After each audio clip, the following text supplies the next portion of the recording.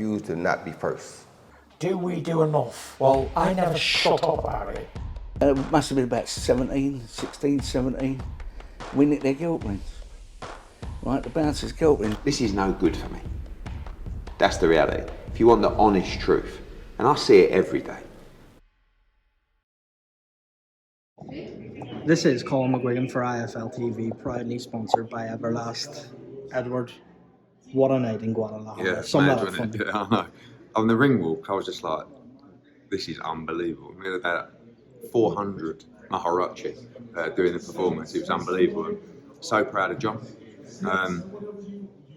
Started badly. I mean, he got his nose busted in the second round, didn't have much chance, but I don't think he believed in himself until the fight started unfolding. And when he got really hurt, I thought the fight might be over, and actually came back in the fight, won a couple of rounds later on, I thought, and Sal got a little bit tired towards the end, and you know, John just could have done another 5-6 rounds in the end, and I thought it was a great performance from him.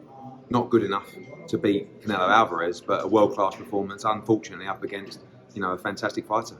The stock of John Ryder rises tonight. Yeah. The world has seen what he can do. He's a real, proper, tough, gritty fighter. And I think, you know, probably not right now, but tomorrow he's going to wake up and go, I really enjoyed that experience with Canelo, realising that I can stand with him. And, you know, at times, like in the 8th, 9th round, he was actually trading with him and having success. He was good on the inside with him. Probably stood off him a little bit and waited too much early in the fight. But, yeah, he should be very proud of that performance and realise that he's a world-class fighter. And, you know, there's some big fights out there for him. Obviously, it's a tough defeat. He took some punishment tonight, but he'll be back. It showed as well in there whenever he did go down, he got back up. I think the fans really loved that. He was almost seen at the end. Especially towards the end, you know, when he was trading with him. And you know, Canelo started to look tired as well as the fight got deep. But again, the conditioning of Tony Sims and the gym in there, you know, Dan Lawrence and those guys, I said it a couple of weeks ago with Joe Caldina, if you're not conditioned like that, you don't see the 12th round. And John could have done another 3 or 4 rounds in that fight. So well done to them, and I'm very proud of John. Let's start with John Ryder. Where does he go from here? Where as a promoter, where do you want to see him go? I think, look, like you say, his stock rises in defeat. You know, he was well beaten, but he was competitive, especially in the back end of the fight. And I think, you know, he'll be looking now. Obviously, he's made a lot of money tonight, which is first and foremost. He deserves that. But I think he's, again, going to build from the experience, learn from it. He's not a spring chicken, but he's getting better and better.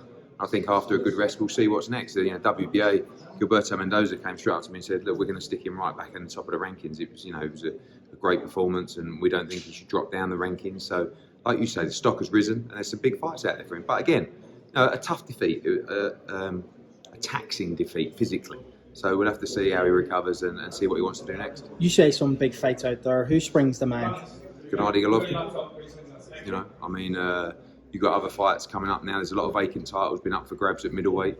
John's name now in his profile has risen in America. You know, he could land a big fight against a big name American. You know, Charlo, you know, Andrade. You know, I know he's looking for fights. So who knows? But you know, there'll always be, when you go 12 rounds with Canelo Alvarez, there'll always be some people that want to fight John Ryder to see if they can stop him, to make a statement against Canelo Alvarez. We're not looking to be anyone's statement.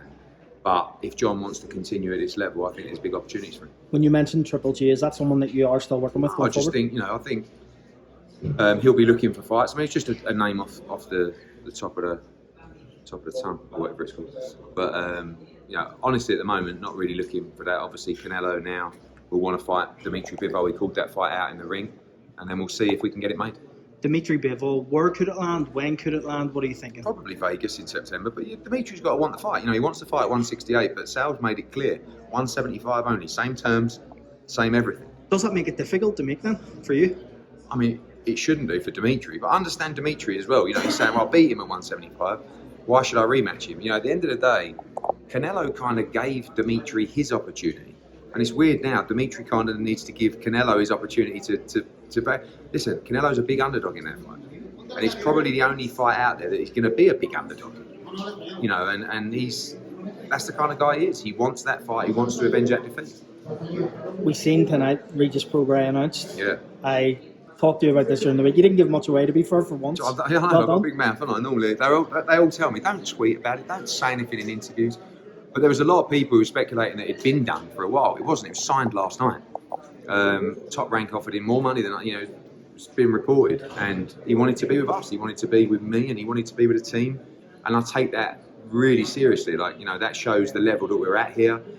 We can get him active as such, sign the contract, announce the fight in 6 weeks in New Orleans against Liam Paro, our Australian star, and straight back into action. So I feel like Regis Prograis is the best 140 pounder in the world, but he's got to go out there and clean up the division. And a big signing for Matchroom Boxing USA.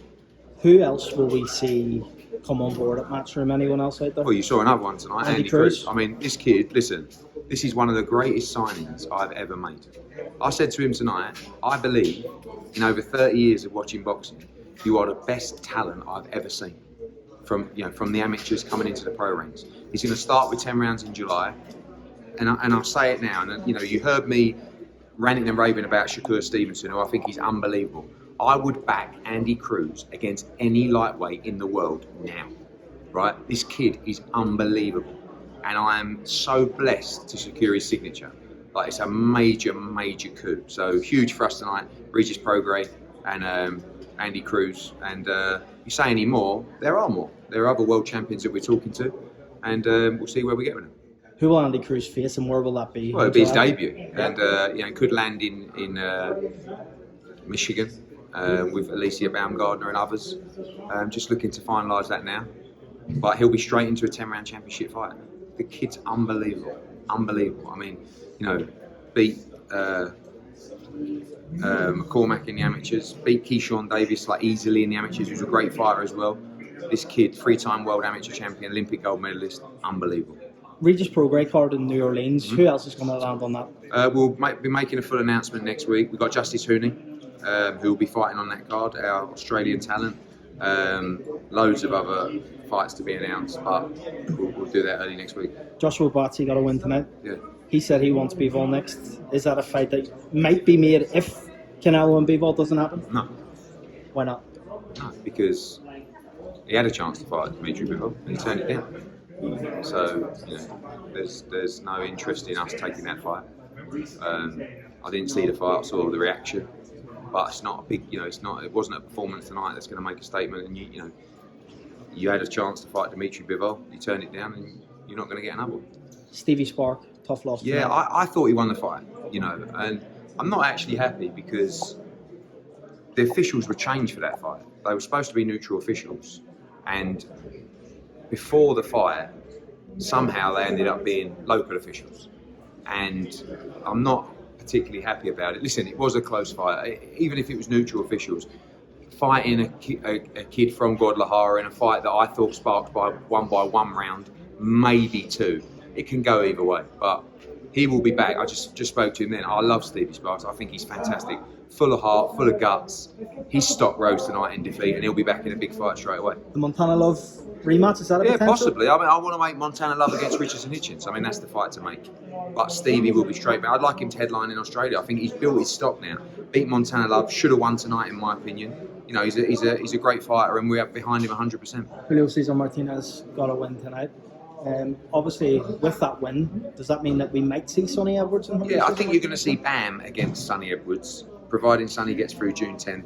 And you may see Julio Cesar Martinez against Delakian. He needs the big fights now. That's when you're going to see the best of him. But you are going to see the unified championship twice this year, and you'll see the undisputed fight in the first quarter of next year. Looking forward to Dublin. It's almost there. Jesus Christ, yeah. Talk to me about that, Edward. Well, next week, no show. KSI is fighting next week, isn't it? On DAZN. And now we're just going to pump the granny out of Dublin. Just push that show to the show it deserves to be. Great undercard, fantastic main event. The atmosphere tonight was unbelievable. Do you think the atmosphere in Dublin is greater than that tonight? Dublin will be better. It will. There'll only be 9,000 and there was 55,000 tonight. And it was amazing. But this is, in this 3 arena, trust me, Taylor against Cameron is going to be massive. Eddie, thanks very much for your time. Cheers, mate. Appreciate it.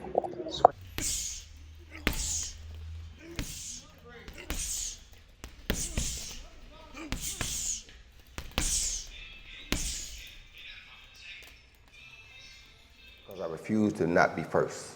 Do we do enough? Well, I never shut up about it. It must have been about 16, 17, when their guilt wins. Right, the bouncer's guilty. This is no good for me. That's the reality. If you want the honest truth, and I see it every day,